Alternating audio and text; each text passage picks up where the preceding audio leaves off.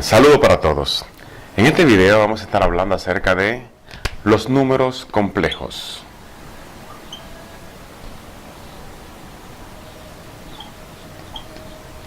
Los números complejos son números de la forma z es igual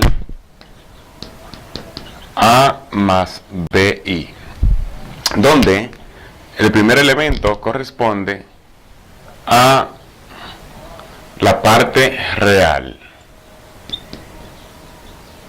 y el segundo elemento, que sería este que está acá, pertenece a la parte imaginaria. Aquí tenemos a i, que todos sabemos que i representa los números imaginarios y que i es la unidad imaginaria, que es igual a la raíz cuadrada de menos 1. Los números complejos tienen varias formas de representarlos. Vamos a ver representación de un número complejo.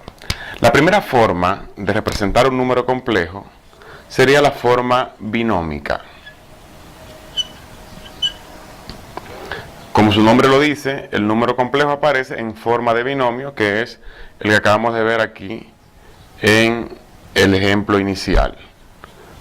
A más b, es decir, ahí no tendríamos mucho que explicar porque el número complejo aparece como si fuera un binomio. La segunda forma de representar un número complejo sería la forma canónica, que también es conocida como forma de par ordenado. ¿Por qué? Porque el número complejo se representa como un par ordenado formado por la parte real y el coeficiente de la parte imaginaria. Es decir, este número complejo y este que está acá son exactamente lo mismo, solo que uno está representado en forma binómica y el otro está en forma canónica o en forma de par ordenado. Hay otras formas de representar los números complejos y vamos a llamarle C, que sería la forma gráfica. La forma gráfica. Partiendo de un par ordenado, ahí tendríamos que auxiliarnos, número 1, nos vamos a auxiliar del plano gaussiano.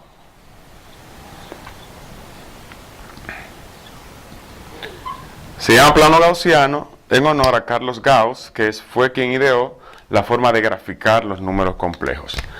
Para ello hacemos un plano, como ustedes lo conocen, como si fuera el plano cartesiano. Lo único que aquí, en este caso, X sería el eje real. Eje real, y aquí iría el primer elemento del número complejo, que sería la parte real. Y Y, aquí sería la parte o el eje imaginario.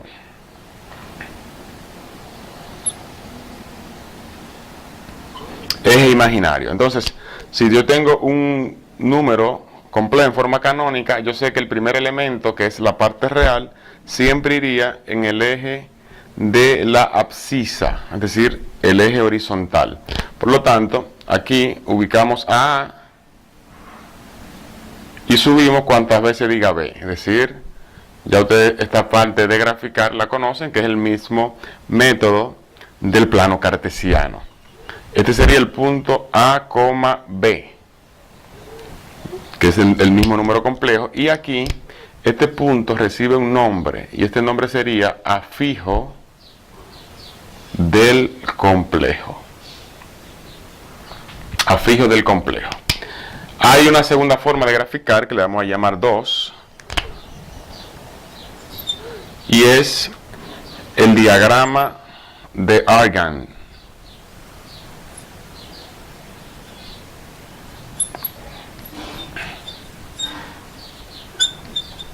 Es muy parecido al plano complejo, con la diferencia de que si nosotros hacemos el mismo plano que ya acabamos de ver, vamos a tener el número imaginario que acabamos de graficar. Aquí tengo a B, este sería B y aquí sería A, igualmente X y Y, ¿verdad? Eje real y eje imaginario. En el diagrama de Argand La diferencia es que hay un vector que sale del origen y se une al punto A, B.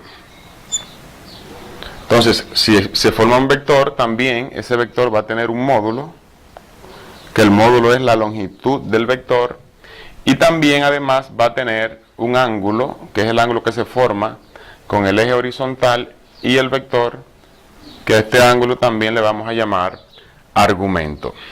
Es decir, que cuando graficamos un número complejo, podemos hacerlo a través del plano gaussiano y tendríamos esta imagen que tenemos acá, o esta gráfica, o lo podemos hacer a través del diagrama de Argand, donde tenemos el vector que representa ese número complejo.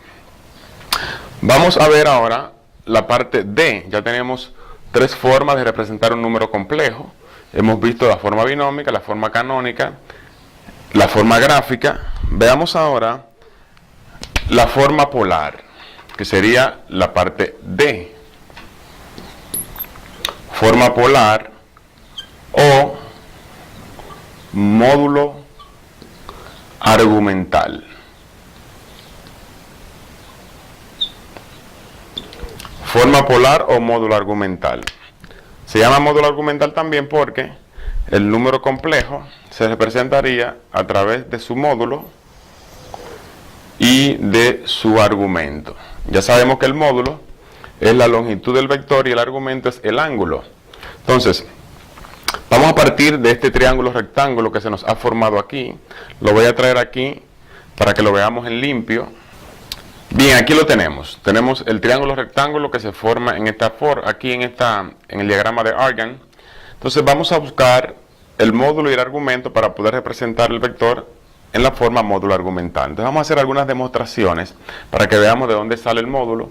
Si tenemos un triángulo rectángulo como este y conocemos un cateto y el otro, tenemos que aplicar teorema de Pitágoras y vamos a decir que el argumento, que en este caso es la misma hipotenusa, sería igual a la raíz cuadrada de la suma del cuadrado de los catetos. Es decir, que mi fórmula en lo adelante, para yo determinar el módulo de un número complejo al momento de hacer la representación módulo argumental o polar, sería esta. Siempre vamos a utilizar esta fórmula. ¿Y qué del argumento? El argumento, aquí, fíjense que tenemos el ángulo. Yo quiero saber cuál es el ángulo, entonces tengo que ver una función trigonométrica que me relacione estos dos catetos. El cateto, que este sería el cateto opuesto, B, y A sería el cateto adyacente.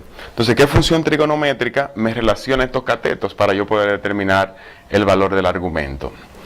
Sería la tangente. Entonces yo diría, tangente de alfa sería igual a cateto opuesto, que es el que le queda al frente al ángulo, que sería B, sobre el cateto adyacente, que sería A. Por lo tanto, si yo quiero saber quién es alfa, alfa sería igual al arco cuya tangente sea igual a B sobre A.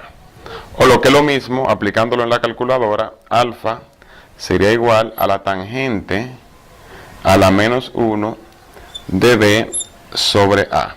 Y ahí tendríamos ya la fórmula que se requiere usar para determinar el argumento en todo número complejo.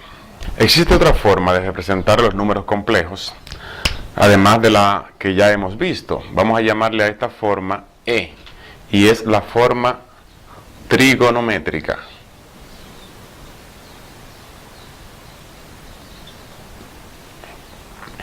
Trigonométrica.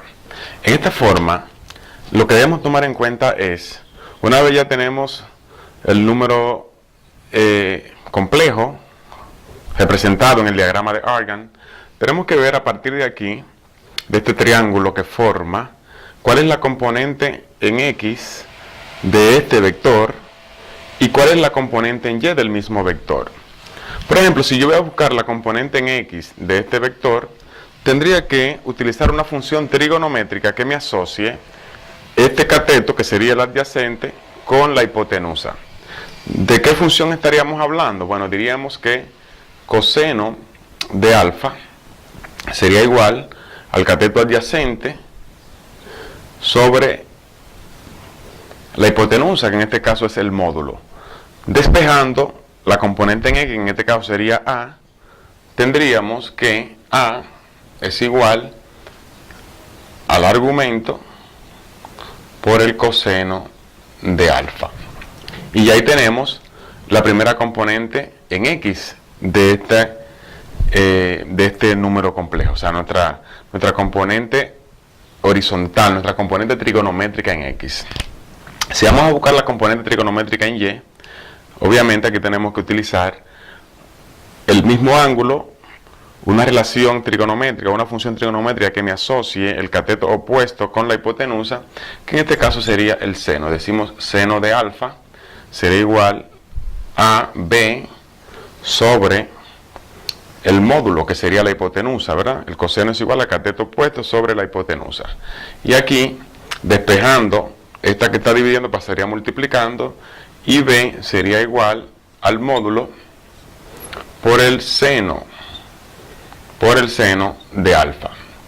Así que si yo tengo un número complejo de forma binómica que me dice que A más BI es lo que forma el número complejo, solo tendría que sustituir, en este caso, quién es A. Estamos diciendo que A representa toda esta parte y que B representa esta de acá. Entonces, en lugar de A, vamos a decir que Z sería igual, en lugar de A ponemos el módulo por el coseno de alfa más, ¿quién es B? El módulo por el seno de alfa, y entonces aquí tenemos ahí. Pero fíjense que en ambos términos tengo un factor común que sería el módulo, por lo tanto Z es igual, tomamos el módulo como factor común y hacemos una factorización, o sea, dividimos todo esto que está aquí, el módulo coseno de alfa entre el módulo, y el módulo se elimina y me quedaría coseno de alfa, más, hacemos lo mismo de este lado y vamos a poner ahí primero, no importa, el orden de los factores no altera el producto, y seno de alfa. Y esta sería la fórmula que vamos a utilizar siempre para llevar un número complejo a forma trigonométrica. O sea, todo lo que hemos hecho aquí ha sido hasta ahora una demostración para ver de dónde sale la fórmula, pero la fórmula que vamos a utilizar en este caso siempre sería esta. Como aquí en la forma polar, siempre utilizaríamos esta fórmula, y para el argumento esta otra de acá. Es decir, ya tenemos las fórmulas que vamos a utilizar para representar un número complejo de diversas maneras. Hasta la próxima.